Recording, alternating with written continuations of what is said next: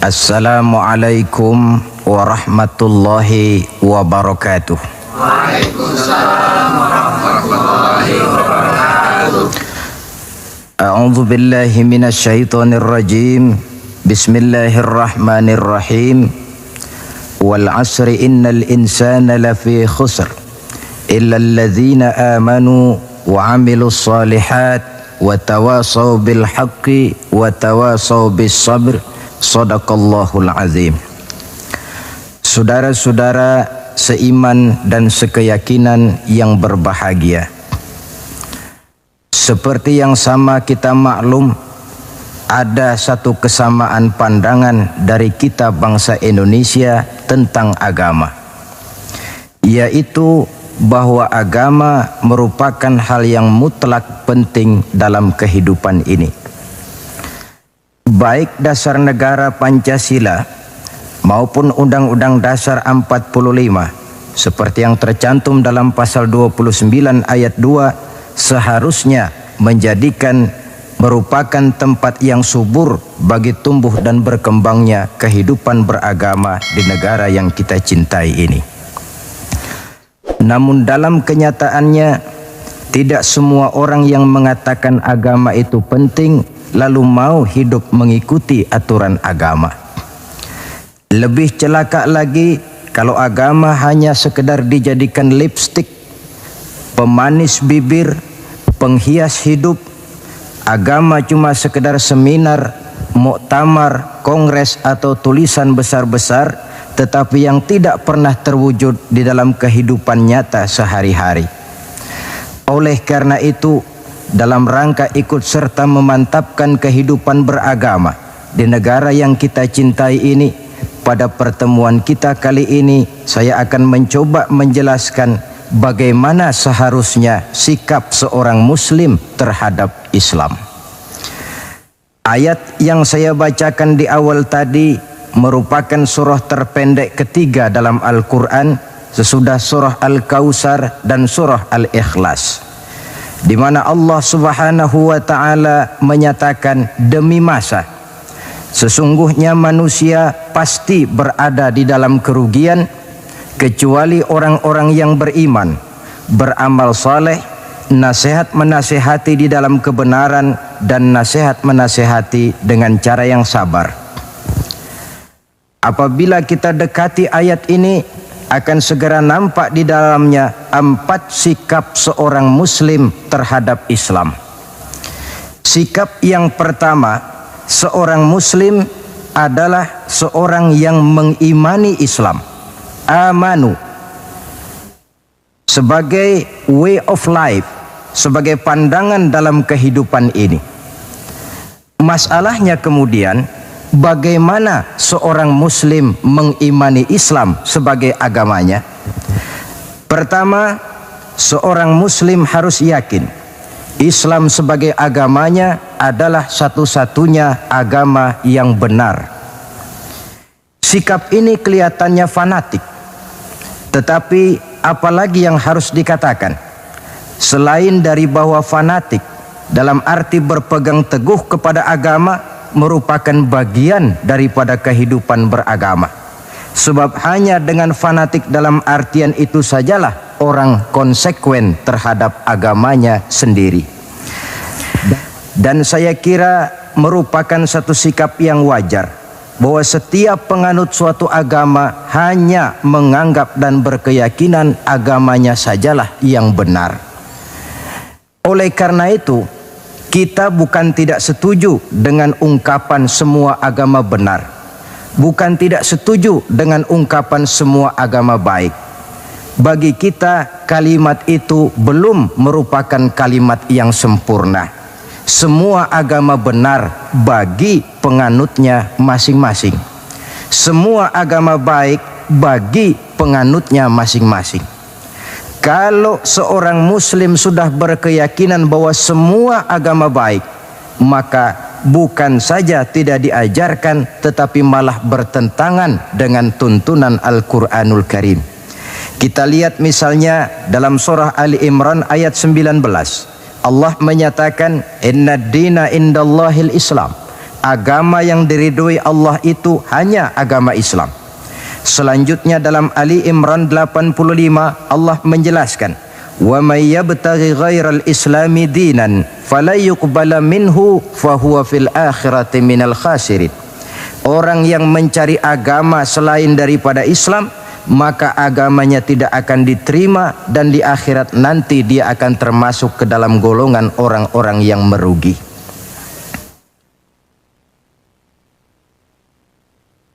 Perkara bahwa kita menghormati orang lain agama itu tentu, apalagi sebagai bangsa yang sedang melaksanakan pembangunan, kita perlu menjaga kesatuan dan persatuan kita sebagai bangsa.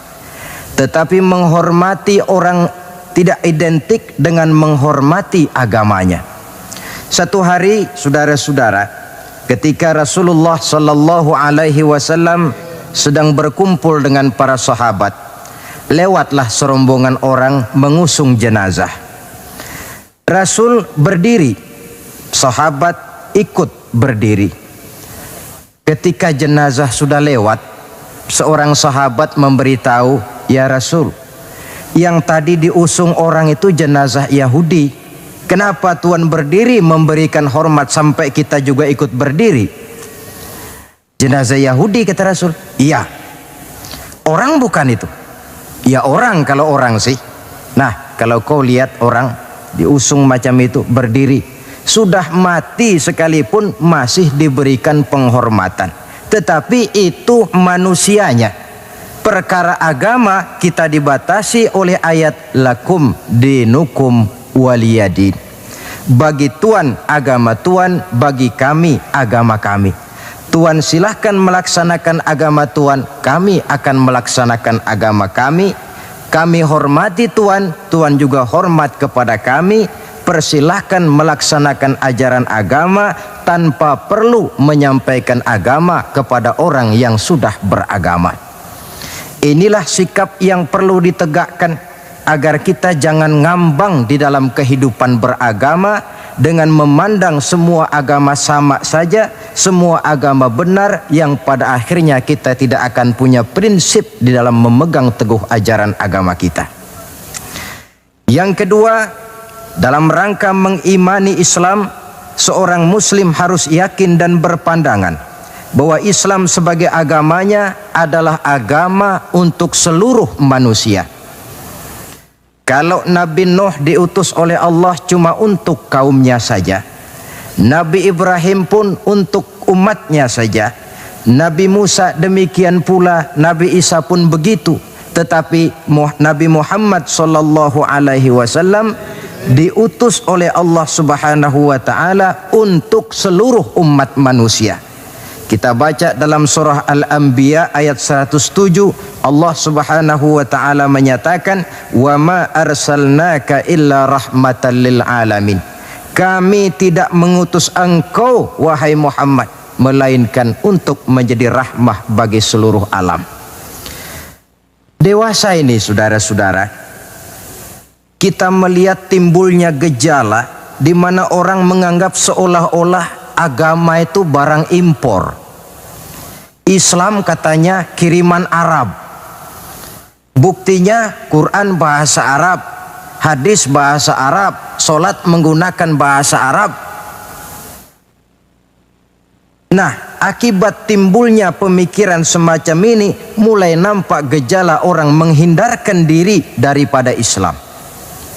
Sebenarnya bahwa Arab sebagian besar memang Islam, itu harus kita akui. Tetapi bahwa Islam bukannya Arab, itu pun juga merupakan kenyataan. Perkara kemudian Quran menggunakan bahasa Arab tidak lain karena Rasulullah Sallallahu Alaihi Wasallam diutus oleh Allah di tengah masyarakat Arab ketika itu. Tapi ini tidak berarti bahwa Quran cuma untuk orang Arab saja. Bisa kita lihat dari bukti-bukti yang ada dalam Quran itu sendiri. Pertama, tidak ada satu ayat Quran pun yang ditujukan khusus kepada orang Arab semata-mata. Misalnya, ya ayyuhal arabiyyun, hai orang-orang Arab, tidak ada. Yang banyak kita temukan itu Ya ayyuhan nas, wahai manusia. Digunakan kata yang bersifat umum. Manusia yang mana? Yang mana saja asal merasa manusia. Kalau tidak merasa manusia, tentu tidak perlu terpanggil dengan ayat ini. Lalu sholat menggunakan bahasa Arab. Tentu Islam telah mengikat kita dengan akidah. Sama Allah yang kita sembah, sama arah yang kita tuju dalam menyembah, sama bacaan yang kita baca, sama bahasa yang kita gunakan. Dari persamaan-persamaan semacam itu timbul ilaqah ruhiyah, mekanisme psikis yang pada gilirannya mengikat nilai-nilai persaudaraan yang lebih erat lagi. Cobalah kalau misalnya sholat saja dibiarkan tiap orang menggunakan bahasanya sendiri-sendiri, itu di samping akan menimbulkan berbagai kesulitan, kontak batin tidak akan cepat terwujud. Taruhlah misalnya yang jadi imam menggunakan bahasa Indonesia. Dia takbir dalam bahasa Indonesia bukan dengan Allahu Akbar, barangkali dia akan baca Tuhan yang Maha Besar. Datang lagi yang jadi makmum dari Padang, lain lagi gaya bahasanya, bukan Allahu Akbar, dia akan baca Allah nan gadang. Datang pula kemudian saudara kita dari Jawa Barat, takbir lagi dia dengan bahasanya Gusti Allah anu ageng. Lalu paling akhir barangkali datang anak Betawi, jadi makmum dia takbir lagi pakai bahasa Betawi, Tuhan yang gede banget. Kalau cara sholat saja sudah semacam ini, mekanisme psikis itu kan tidak akan cepat terwujud. Jadi bahwa Arab memang Islam, tapi Islam bukannya Arab. Sama dengan logika bahwa monyet itu adalah binatang, tetapi binatang bukan monyet. Monyet cuma salah satu jenis dari sekian ratus jenis binatang yang ada di alam ini. Sebab itu mengikuti Islam tidak berarti mengikuti Arab, tetapi mengikuti kebenaran yang diturunkan oleh Allah Subhanahu wa ta'ala.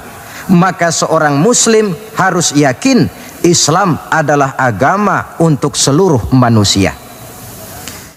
Yang ketiga, dalam rangkaian mengimani Islam, seorang muslim harus yakin dan berpandangan Islam sebagai agamanya adalah agama terakhir yang dibawa oleh Rasul terakhir. Tidak ada Rasul sesudah beliau dan tidak ada agama lagi sesudah Islam. Dalam surah Al-Ahzab ayat 40 kita temukan penjelasan dari Allah Subhanahu wa ta'ala, "Maka Muhammadun aba ahadim min rijalikum walakin Rasulullah wa khataman nabiyyin." Muhammad itu bukan bapak dari salah seorang kamu. Ia adalah utusan Allah dan penutup para nabi.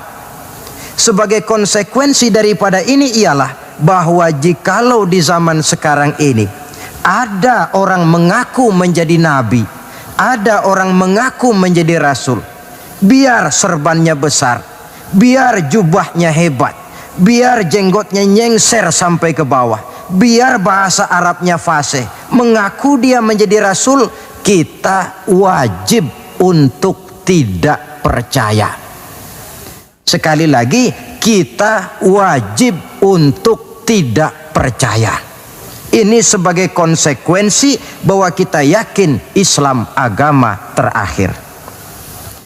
Yang keempat, dalam rangka mengimani Islam, seorang muslim harus yakin Islam sebagai agamanya adalah batas kemungkinan. Apakah seseorang bisa mendapat ampunan Allah atau tidak?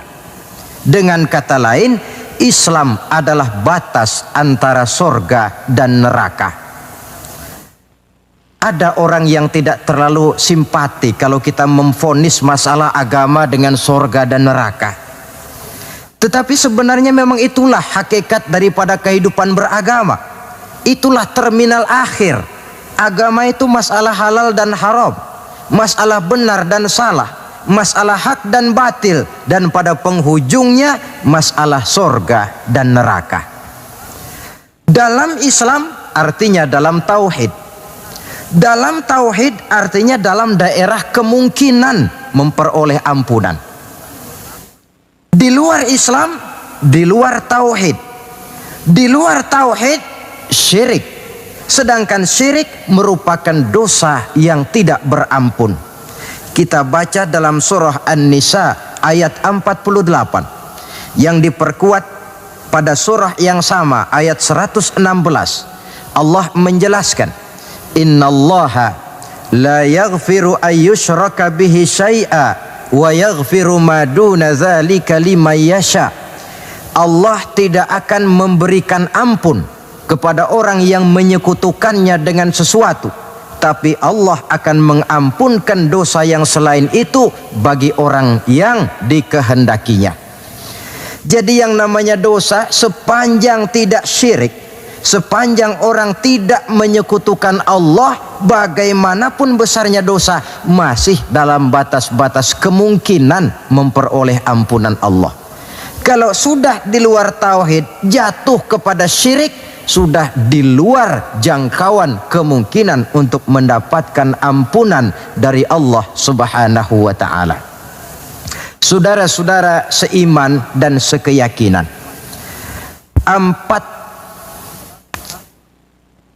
empat cara di dalam kita mengimani Islam ini pada gilirannya akan memberikan warna di dalam kehidupan kita. Nilai-nilai iman semacam inilah yang kita kehendaki agar kita selamat daripada kerugian seperti yang dijelaskan Allah dalam awal surah Al-Asr itu tadi. Nah, sekarang sikap yang kedua. Bagaimana sikap seorang muslim terhadap Islam setelah amanu, setelah dia mengimani Islam? Yang kedua, wa'amilus shalihat. Seorang muslim adalah seorang yang mengamalkan Islam. Sebab apa? Kita tentu maklum, iman konsepsi ideologis yang bersifat abstrak, sedangkan amal refleksi yang ditimbulkan oleh nilai-nilai iman itu. Iman ibarat strom, tidak nampak oleh pandangan mata zahir. Kita tidak bisa melihat strom itu. Yang bisa kita lihat gejala yang ditimbulkan oleh strom, baik dalam bentuk terang misalnya, suara, gema, gerak, dan sebagainya. Iman tentu saja tidak kelihatan, tapi bisa dinilai dari amal yang dikerjakan oleh orang. Artinya, kalau ada iman, tentu dia beramal. Iman mendorong manusia untuk beramal. Itulah sebabnya dalam banyak ayat-ayat Al-Quran, kata-kata amanu selalu berangkaian dengan wa'amilus shalihat. Amanu wa'amilus shalihat, sebagai pertanda bahwa iman dan amal merupakan hal yang tidak terpisahkan satu sama lain.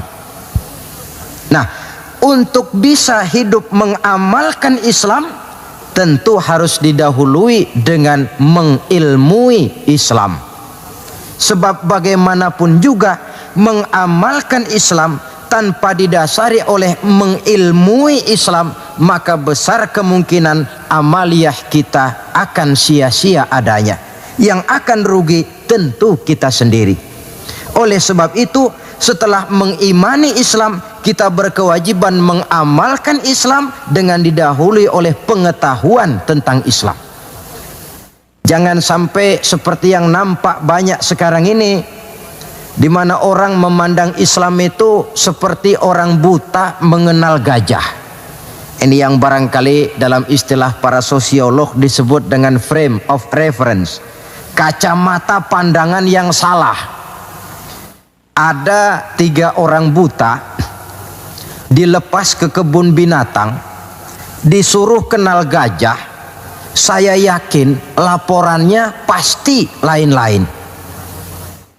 Orang buta pertama datang, lapor Pak, yang namanya gajah kecil panjang seperti ular. Kenapa dia laporan macam ini? Sebab kebetulan yang dia pegang ekornya. Datang orang buta kedua, ngotot. Salah Pak itu, tidak betul. Yang paling betul saya Pak. Kalau gajah itu Pak, kecil, besar, tipis, lebar, seperti kipas. Sebab apa? Karena kebetulan yang dia pegang telinganya. Lalu orang buta ketiga datang, lebih ngotot lagi dari yang kedua ini. Pak, dua-duanya Pak salah, tolol bin goblok. Yang paling betul itu saya Pak. Yang namanya gajah itu Pak, besar tinggi macam pohon kelapa. Sebab apa? Kebetulan yang dia pegang kakinya. Salahkah mereka? Tidak salah, cuma datanya belum lengkap. Baru kenal ekor gajah sudah berani mengambil kesimpulan itulah gajah. Yang satu baru kenal telinga gajah sudah menarik konklusi itulah gajah. Dan yang lain baru tahu dan baru kenal kaki gajah sudah mengemukakan pendapat itulah dia gajah. Buat orang yang sudah kenal betul gajah, tentu dia ditertawakan. Bagi orang yang belum kenal gajah, dia menyesatkan. Hal semacam ini bukan saja tidak mendidik, tetapi pada akhirnya akan membingungkan orang yang belum kenal kepada gajah. Dengan kata lain, di dalam mengilmui Islam, kita harus berupaya melihat dan memandang Islam itu secara totalitas, secara keseluruhan, memandang dan melihat Islam dari berbagai seginya. Sehingga dengan demikian akan terbuka nuansa pandangan mata kita melihat kebesaran, kelengkapan dan kesempurnaan daripada ajaran agama kita sendiri. Nah, kalau nilai-nilai iman diwujudkan dan dibuktikan dengan pengamalan kita tentang Islam, barulah nilai iman kita itu beroleh wujudnya yang konkret di dalam amalan-amalan kita sehari-hari. Tanpa itu, iman cuma tinggal sekedar kata. Akidah cuma tinggal sekedar keyakinan dan fondasi yang tanpa perwujudan di dalam realita kehidupan ini. Demikian sikap yang kedua. Lalu yang ketiga, saudara-saudara, setelah mengimani Islam, kemudian mengamalkan Islam, seorang muslim harus mendakwahkan Islam. Tawasau bil haqqi, nasihat menasihati di dalam kebenaran. Pada hakikatnya setiap kita ini mubaligh. Setiap kita berkewajiban menyampaikan dakwah kepada orang yang belum atau kurang mengetahui suatu persoalan yang kebetulan kita lebih mengetahui tentang itu. Tidak ada masalah kita berdakwah dengan menguraikan bismillah misalnya, kalau pendengar kita kebetulan orang yang belum mengerti bismillah. Dengan demikian akan terjadi pemerataan pemahaman agama. Tidak perlu harus selalu jadi mubaligh. Kalau kita kebetulan seorang pedagang, lalu dalam dunia perdagangan kita bisa memberikan contoh bagaimana seharusnya seorang muslim berdagang, maka kita sudah mendakwahkan kepada orang lain bagaimana cara dagang menurut Islam. Dakwah bil hal namanya, di mana setiap pribadi muslim menjadi iklan daripada agamanya. Dia harus sanggup berkata, tuan-tuan mau tahu bagaimana cara dagang menurut Islam? Lihat cara kami orang Islam dagang. Tuan-tuan mau tahu bagaimana cara berumah tangga menurut Islam? Lihat cara kami orang Islam berumah tangga. Tuan-tuan mau tahu bagaimana cara bertetangga menurut Islam? Lihat cara kami orang Islam bertetangga. Seorang muslim menjadi iklan daripada agamanya. Dakwah bil hal, dakwah dengan perbuatan langsung, memberikan contoh kepada masyarakat bagaimana tuntutan kehidupan beragama yang kita laksanakan dalam kehidupan sehari-hari. Saudara-saudara seiman dan sekeyakinan yang saya cintai, Itu sebabnya Allah Subhanahu wa taala menjelaskan dalam surah An-Nahl ayat 125, Ud'u ila sabili rabbika bil hikmah wal mau'izatil hasanah wajadilhum billati hiya ahsan inna rabbaka huwa a'lam biman dhalla an sabilih wa huwa a'lamu bil muhtadin. Berdakwahlah kamu, ajak manusia ke jalan Allah. Bagaimana caranya? Pertama, bil hikmah, dengan cara bijaksana. Bagaimana cara yang bijaksana itu?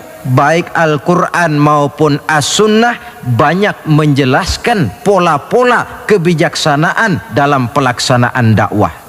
Kita ambil satu trik saja. Satu hari datanglah seseorang menghadap kepada Rasulullah Sallallahu Alaihi Wasallam. Yang datang ini, kalau istilah sekarang, biang okem. Datang dia menghadap baginda Rasul. Sesampainya di sana, dia bilang, "Ya Rasul, bagaimana? Saya ini mau masuk Islam, boleh apa tidak?" Boleh. Lalu dia mengucap 2 kalimat syahadat. Setelah selesai mengucap 2 kalimat syahadat, dia berkata lagi, "Ya Rasul, saya sekarang sudah masuk Islam." Bagus. "Saya cinta Islam." Bagus. "Saya juga cinta kepada Anda ya Rasul." Bagus. "Cuma saya juga cinta kepada dosa ya Rasul. Terus terang saja, saya ini suka judi, saya suka zina, dan saya senang mabuk, dan saya belum bisa meninggalkan semua itu." Marahkah Rasul mendengar keterus terangan orang ini? Dihardikkah orang ini oleh Rasul? "Macam apa kau, sama Islam cinta, sama dosa juga cinta?" Ternyata tidak. Mendengar keterus terangan orang ini, baginda Rasul tersenyum. Seraya bersabda, "La ba'sa bi." Tidak apa-apalah. "Jadi kau senang zina?" "Iya." "Mabuk?" "Wah, hampir tiap malam saya teler." "Judi?" "Itu lagi hobi saya." "Dan kau belum bisa tinggal semua itu?" "Belum ya Rasul." "Tidak apa-apalah. Cuma begini saja. Mau tidak kau janji dengan saya?" "Apa ya Rasul?" "Mulai sekarang kau akan meninggalkan dusta. Kau akan jadi manusia jujur, jangan bohong. Satu itu saja yang saya minta. Sanggup?" "Cuma itu ya Rasul." "Cuma itu?" Saya kira apa? Kalau cuma urusan gak bohong sih gampang lah itu. Sanggup saya." "Sanggup?" "Sanggup." "Mari berjanji." Dijabat tangannya oleh Rasul, berjanji tidak akan bohong dia. Dalam perjalanan pulang, orang ini berkata dalam hati, "Ma ashala ma talaba hadzan nabil karim." Alangkah mudahnya permintaan Rasul ini. Saya sudah berterang-terangan suka judi, suka zina, suka mabuk.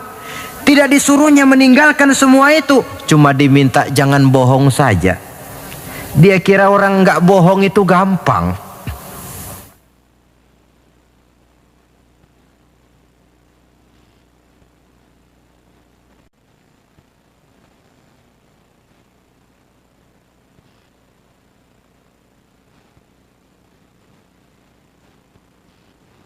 Padahal saudara, Nabi Ibrahim itu satu hari pernah nangis.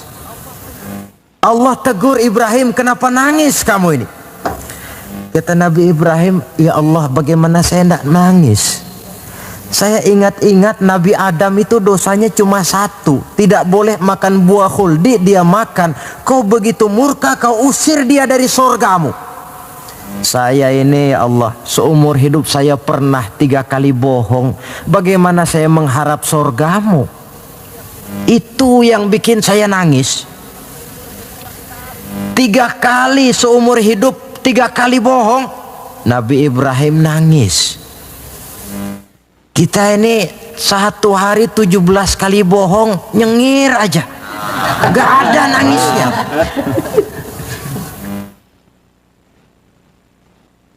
Saudara hadirin, demikianlah orang ini pulang ke rumah dengan satu anggapan dalam hatinya bahwa apa yang diminta oleh Rasul adalah sesuatu yang mudah. Lalu hari-hari pun berlalu, berganti dengan minggu, minggu pergi, datanglah bulan. Sampai pada suatu hari ketika orang ini sedang berjalan, dia melihat seorang perempuan dengan paras yang cukup cantik. Datang syahwatnya. Rupanya orang ini termasuk kelas tegangan tinggi juga. Sik. Dibawanya perempuan itu ke dalam rumah. Hampir terjadi perbuatan zina. Nyaris dia ingat janjinya. Iya, saya ini kan sudah janji dengan Rasul tidak mau bohong. Nanti kalau saya bertemu Rasul lalu saya ditanya, kamu zina apa enggak sekarang? Saya harus jawab bagaimana? Kalau saya bilang iya, tentu hukum berlaku. Kalau saya bilang tidak, artinya saya bohong. Padahal saya sudah berjanji tidak mau bohong. Peranglah antara bisikan iman dan bisikan nafsunya. Ternyata kemudian bisikan iman ini menang. Tidak jadi dia lakukan perbuatan zina itu. Lain waktu dia melihat sesuatu yang indah menawan, terdetik dalam hatinya mau mencuri. Sudah dia ulurkan tangan hendak mencuri itu, ingat lagi, saya sudah janji dengan Rasul tidak mau bohong. Kalau satu hari saya bertemu beliau ditanya saya, kau mencuri apa tidak? Bagaimana saya harus menjawab? Saya katakan iya, tentu hukum berlaku. Kalau saya bilang tidak, artinya saya bohong. Perang lagi iman dan nafsunya. Akhirnya iman menang, tidak jadi dia mencuri. Begitulah orang ini tiap kali mau melakukan kejahatan, ingat janjinya kepada Rasul bahwa dia tidak mau bohong. Sampai akhirnya dia tidak pernah jadi melakukan berbagai macam kejahatan. Paling akhir dia datang menghadap Rasul, ya Rasul sodakta, ya Rasul Anda benar. Kenapa? Yang Anda minta cuma satu, jangan bohong. Tapi rupanya itu pokoknya ya Rasul.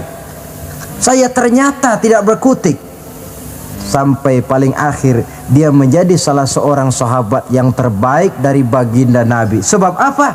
Hanya diminta meninggalkan bohong oleh Rasul. Ini pola dakwah yang dilaksanakan oleh Rasul dengan cara bijaksana. Processingnya melalui tahapan yang sesuai dengan kemampuan orang. Contoh lain, satu hari datanglah seorang sahabat melapor, halak tuh ya Rasulullah, wahai Rasul celaka saya ini. Ma'ahlakaka, apa yang bikin kamu celaka? Dia bilang, waqa'tu ala imra'ati fi Ramadan. Saya lagi puasa Ramadan, saya nggak tahan sama istri saya itu. Lalu nyelonong ya Rasulullah. Rupanya pengantin baru ini. Kata Rasul, nyelonong bagaimana? Ya nyelonong. Kalau memang begitu bayar dendanya.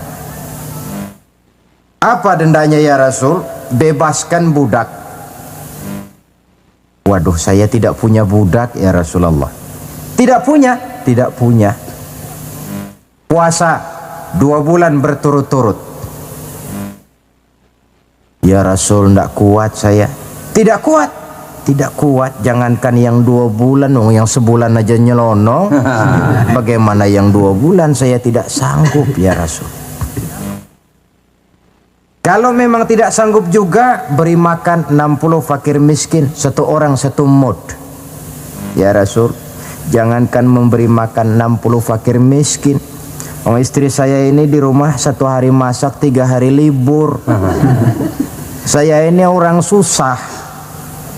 Lagi pula saya pikir orang ini kebangetan juga, sudah melarat sama larangan kok berani. Rasul tersenyum kemudian masuk ke dalam kamar, keluar lagi beliau membawa sekeranjang kecil kurma. Kalau kau memang tidak punya apa-apa, bawa pulanglah ini, sedekahkan kepada orang-orang miskin di kampungmu sebagai pembayar dendamu. Ya Rasulullah, apa lagi?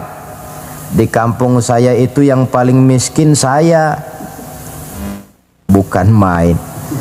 Akhirnya Rasul cuma senyum, beliau bilang, ya sudah, bawa pulanglah nih, beri makan anak istrimu di rumah. Sudah melanggar larangan, dapat korma pula. Pola kebijaksanaan semacam ini menunjukkan elastisitasnya watak Islam itu. Tidak kalau sudah begitu ya mesti begitu. Kita saja kan besar ini lewat tahapan. Begitu lahir kita cuma minum air susu ibu. Meningkat besar sedikit baru kita makan pisang. Lalu sudah besar lagi, agak besar lagi, baru bubur. Sudah besar betul, baru makan nasi. Lebih besar lagi, barangkali termasuk jengkol dan sebagainya. Bayangkan kalau orang begitu lahir sudah dikasih jengkol, itu tidak bijaksana kan, akan rawan akibatnya. Pendeknya, dengan dakwah cara bijaksana ini, jangan memancing ikan pakai anggur. Bagaimanapun enaknya anggur itu, bukan makanan untuk ikan. Inilah makna tuntunan Nabi, khatibin nasa ala qadri uqulihim. Berbicaralah kepada manusia sesuai dengan daya terima mereka, sesuai dengan kemampuan yang mereka sanggup melaksanakannya. Begitulah pola dakwah pertama, bil hikmah. Yang kedua, wal mau'izatil hasanah, dengan contoh nasihat-nasihat yang baik. Dan yang ketiga, wajadilhum billati hiya ahsan. Kalau memang perlu berdebat, perlu berbantah, debatlah dengan cara yang terbaik. Bukan dengan sentimen, tapi dengan argumen. Bukan dengan tujuan untuk mencari kemenangan, tetapi untuk mencari kebenaran. Sehingga dengan demikian, saudara-saudara, seorang muslim harus tegak mendakwahkan Islam sesuai dengan bidang dan kemampuannya masing-masing. Ini sikap yang ketiga. Lalu sampai kepada sikap yang keempat, bagaimana seorang muslim sikapnya terhadap Islam. Yaitu yang keempat, watawasau bis sabr, bersabar dalam Islam. Setelah kita mengimani Islam, mengamalkan Islam, kemudian mendakwahkan Islam, pada yang keempat, bersabar dalam Islam. Sebab apa? Perjalanan mengimani Islam, mengamalkan Islam, mendakwahkan Islam, bukan perjalanan yang lurus bertabur bunga di kanan kirinya. Jalannya menanjak, penuh onak dan duri. Namun tidak ada perbuatan tanpa resiko. Orang yang berani berbuat harus berani resiko. Mengimani Islam ada resikonya, mengamalkan Islam ada resikonya, mendakwahkan Islam, menegakkan yang ma'ruf, menghancurkan yang munkar pun ada resikonya. Bersabar dalam Islam. Bagaimana orang yang sabar itu? Allah menjelaskan, wa basyiris sabirin allazina iza asabathum musibah qalu inna lillahi wa inna ilaihi raji'un. Orang yang sabar tidak lain adalah orang-orang yang kalau mereka mendapat musibah, terkena satu kesulitan, kembali kepada konsepsi dasar inna lillahi wa inna ilaihi raji'un. Kami berasal dari Allah dan kepada Allah pula kami akan kembali. Bukan ucapan itu yang penting, tapi penghayatannya. Kalau pada suatu saat misalnya kita harus melepaskan jabatan yang kita cintai, kembali kepada konsepsi inna lillahi wa inna ilaihi raji'un. Dahulunya pun ketika lahir ke dunia ini, saya tidak membawa jabatan apa-apa. Kalau satu saat kita kehilangan harta benda yang sangat kita sayangi, kembali kepada konsepsi dasar. Dahulunya pun waktu terlahir ke alam ini, saya tidak membawa apa-apa. Inna lillahi wa inna ilaihi raji'un. Di belakang itu lalu baik sangka bahwa musibah, kepahitan dan penderitaan hidup bagaimanapun pedihnya, di belakang itu tentu mengandung hikmah. Cuma barangkali mata kita saja yang agaknya kurang terbuka untuk menelusuri hikmah di belakang itu. Lalu timbul semacam protes. Kenapa kesulitan yang datang menimpa saya? Padahal saya mengimani Islam, mengamalkan Islam, mendakwahkan Islam.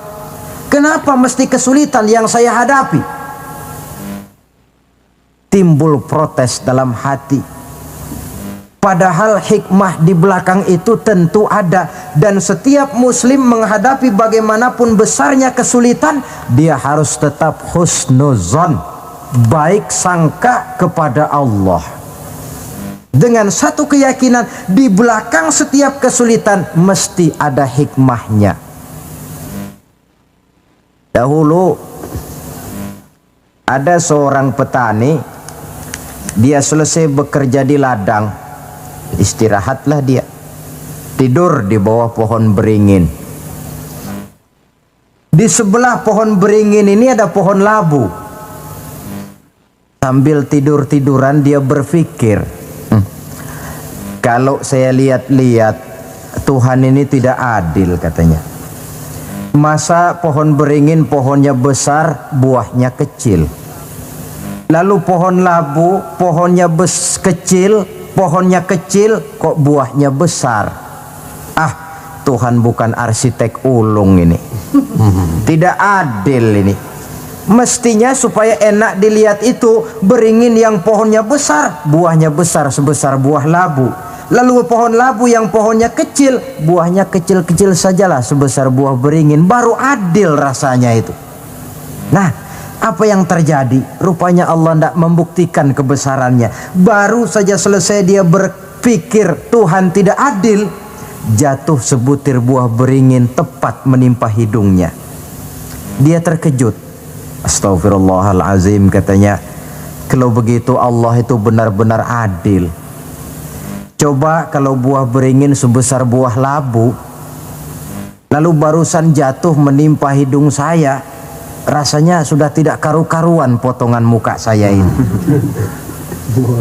Baru terbuka pandangan matanya, baru terlontar perkataan Allah Maha Adil setelah dia bertemu dengan pengalaman yang dia rasakan sendiri. Jadi di belakang segala kesulitan itu ada hikmahnya. Di belakang segala kepahitan hidup itu ada manisnya. Maka Allah membimbing kita bersabar dalam mengimani Islam, mengamalkan Islam, dan mendakwahkan Islam. Konsepsi kesabaran kembali kepada satu keyakinan, semuanya datang dari Allah, semuanya pun bakal kembali juga kepada Allah. Kita bisa hidup, berbuat banyak, menjadi ini dan itu, berusaha segala macam lantaran kita hidup. Kita hidup ini lantaran ada roh dalam jasad kita. Roh ini pun sebenarnya kita bukan hak milik mutlak, cuma sekedar hak pakai saja. Kapan waktu diambil oleh si sang pemilik mutlak, tidak ada kekuasaan kita untuk mencegahnya. Yang paling vital macam itu pun tidak ada kemampuan kita mempertahankannya. Apalah lagi yang menempel dalam hidup seperti harta, jabatan dan lain sebagainya. Roh saja kita sudah tidak mampu mempertahankannya.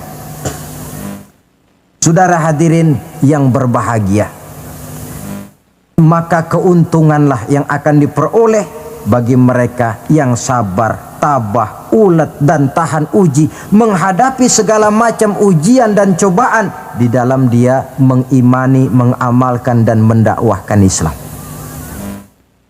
Barangkali orang bertanya, kenapa sih kok orang-orang yang beriman saja yang kelihatannya banyak sekali diuji? Nah, itulah yang masalahnya memang. Justru yang beriman yang diuji. Lagi pula kalau tidak ada imannya, yang mau diuji apanya dong? Tidak ada. Dalam logika sehari-hari jelas saja yang ulangan itu anak sekolah. Kalau tidak sekolah, kira-kira ulangan apa tidak? Ya. Tidak. Kan tentu tidak. Mau naik kelas berapa? Mau sekolah saja tidak. Justru yang beriman itu yang diuji, yang hidupnya mengimani Islam, mengamalkan Islam, mendakwahkan Islam. Makin tinggi kualitas iman, makin berat cobaan dan ujian itu. Sehingga Allah menjelaskan, ahasiban nasu ayyutraku ayyakulu amanna wahum la yuftanun. Adakah manusia menyangka mereka akan dibiarkan saja mengatakan amanna, kami mengimani Allah, kami mengimani Islam, wahum la yuftanun, padahal mereka belum diuji lebih dahulu. Artinya, jikalau kita sudah berani berkata saya iman kepada Allah, saya mengimani Islam dengan sepenuh keyakinan, siap-siaplah menghadapi cobaan dan ujian. Dan yang namanya cobaan ini tidak selalu yang berbentuk susah. Wa nabluukum bil khairi wasyarri, kata Allah, kami akan coba, kami akan uji kamu dengan yang enak dan dengan yang tidak enak. Jadi bukan cuma sakit cobaan, sehat juga ujian. Bukan cuma miskin ujian, kaya pun cobaan. Tidak punya uang, cobaan. Banyak uang, ujian. Tapi kan belum pernah kita dengar ada orang bilang, Pak, saya lagi diuji oleh Allah. Kenapa? Uang saya lagi banyak, Pak. Belum ada orang berkata macam begitu. Kalau sudah bangkrut, pailit, nah barulah dia merasa diuji Allah. Dan dalam kenyataan banyak orang lulus ketika diuji dengan kemiskinan, tapi gagal berantakan setelah dia dicoba dengan kekayaan. Banyak yang ingat Allah dikala dia sakit, dan manakala dia sudah sehat Allah pun dilupakan. Ketika miskin dia hamba Allah, setelah kaya pindah menjadi hamba harta. Ketika dia orang biasa, dia hamba Allah. Naik pangkat, punya jabatan, pindah budak pangkat, budak jabatan. Tidak sesuai lagi antara ucapan dan perbuatannya. Baik, barangkali kita bercermin dari kehidupan seorang nabi, yaitu Nabi Ayub alaihi salam. Beliau ini orang kaya. Iblis itu paling tidak senang kalau ada orang baik. Dia lapor, wahai Allah, hambamu yang namanya Ayub ini dia rajin ibadah cuma karena kaya saja kau berikan harta. Coba kalau dia bangkrut, jatuh miskin, rasanya dia berhenti ibadah. Ah, iblis, aku tahu Ayub itu hambaku yang ikhlas. Saya buktikan ya Allah, silakan. Turunlah iblis ke alam ini. Mula pertama yang dia rusak adalah harta benda Nabi Ayub. Sawah ladang dibikin rusak, binatang ternak binasa, sehingga dalam waktu relatif singkat jatuhlah Nabi Ayub dari orang paling kaya menjadi orang paling miskin. Kalau orang miskin jadi orang kaya, itu rasanya tidak terlalu, ya paling-paling lupa diri. Tapi kalau sudah dari kaya, tahu-tahu jatuh miskin, ini yang kalau kurang-kurang kuat kan bisa mengalami semacam mental breakdown, mengalami komplikasi. Waktu itu Nabi Ayub sedang ibadah di mihrab dalam masjid, datang iblis. Saudara Ayub, iya. Sedang ibadah ya? Iya. Menyembah Allah? Iya. Tahu nggak kau ini? Kenapa? Allah yang sedang kau sembah ini dia sudah bikin miskin kamu. Sawah ladangmu rusak, binatang ternakmu binasa, dan kau sekarang sudah jadi orang paling miskin. Buat apa menyembah Tuhan macam itu yang sudah bikin miskin kamu?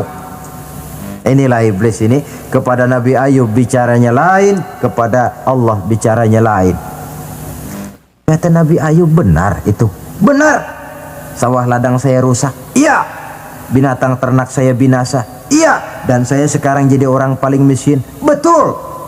Kata Nabi Ayub, beliau malah tidak mengucapkan innalillah. Yang beliau ucapkan apa? Alhamdulillah alladzi a'tani wa akhaza minni. Alhamdulillah, segala puji bagi Allah yang telah memberikan harta kepada saya dan sekarang Allah pula yang mengambilnya. Allah yang memberi, Allah yang mengambil. Tidak ada masalah bagi Allah. Iblis cuman ibadah jalan terus. Kembali beliau ibadah. Keki bukan main iblis ini. Inilah sebagian dari cerminan orang yang punya fondasi dan kesadaran kepada penghayatan tentang kalimat inna lillahi wa inna ilaihi raji'un. Kadang-kadang kita cuma sekedar ucapan tanpa penghayatan. Terkena musibah, mulutnya sih tidak berhenti innalillah innalillah, tapi nangisnya juga tidak mau berhenti. Tidak diiringi dengan kesadaran dari Allah segalanya berasal dan kepada Allah segalanya pun juga akan kembali. Nah, kalau sadarlah kita bahwa tidak ada satu perbuatan tanpa resiko, dan resiko dalam mengimani, mengamalkan dan mendakwahkan Islam merupakan sesuatu yang indah.